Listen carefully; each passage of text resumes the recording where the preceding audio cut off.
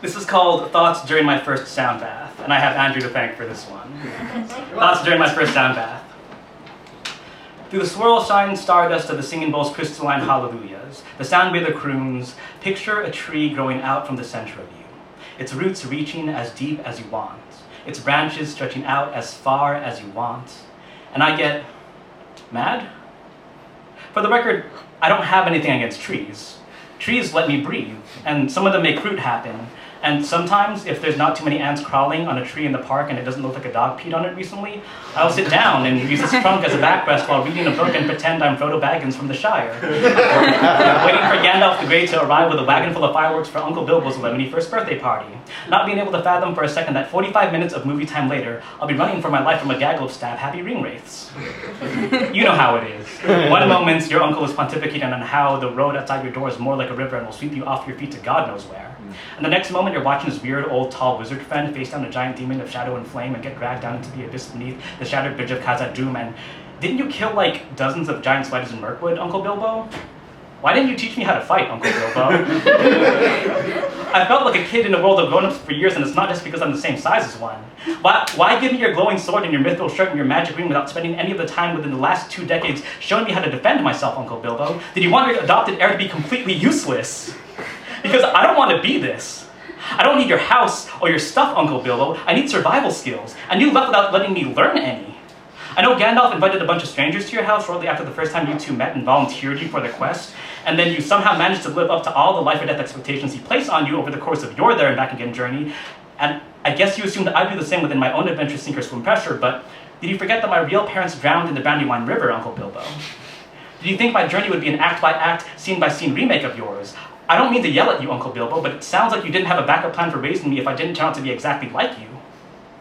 And the sound bath reminds me I'm supposed to be thinking of trees. So out sprouts a malorn from my sternum. It's one of those redwood-sized arboreal behemoths that Lady Galadriel's bougie tree houses are built on. And then I see it transform into Old Man Willow, the ancient evil hobbit-eating tree who only appears in the books. And then becomes Telperion, the white tree of Valinor, who's like the oldest tree ever and also the moon's dad, if I'm remembering that correctly. I might not be, but I'm in the middle of a sound bath right now. What do you want me to do?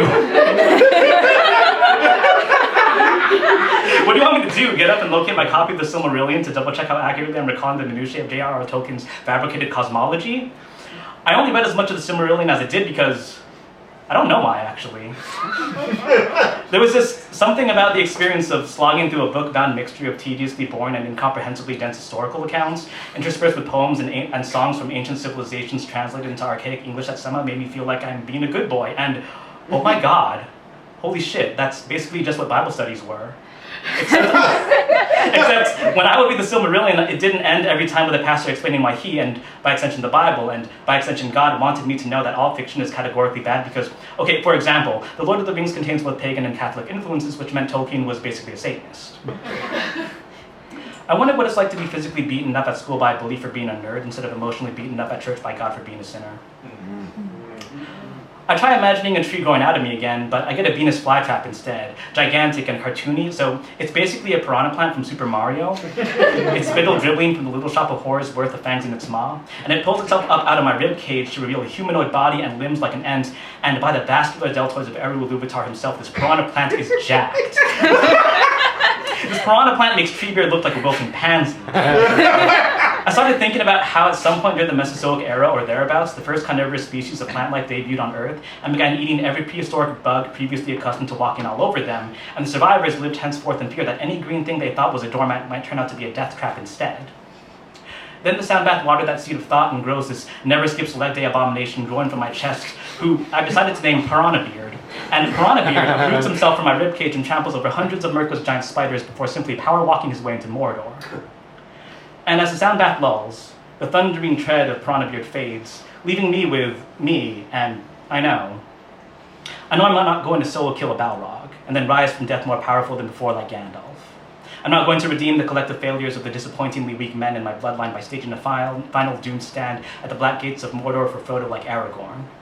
I'm not going to recover from years of being manipulated into physical and mental infirmity by someone I trusted, and then lead a glorious cavalry charge for wrath, for ruin, and for the Red Dawn when Gondor calls for aid like King Theoden. I'm definitely not Samwise Gamgee.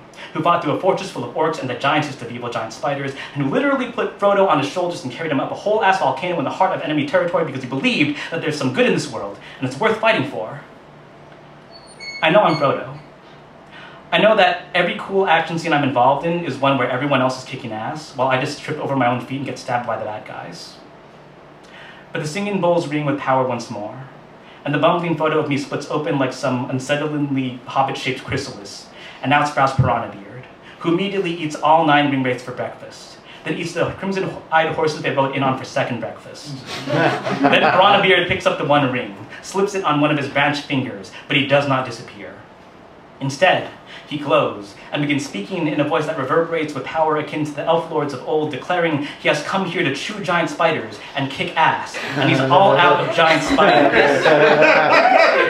And then he plucks the eye of Sauron from the top of Barad-dûr and pops it with his teeth like eating the world's angriest, reddest grape. And then all the peoples of Middle-earth shall love Piranha Beard and despair.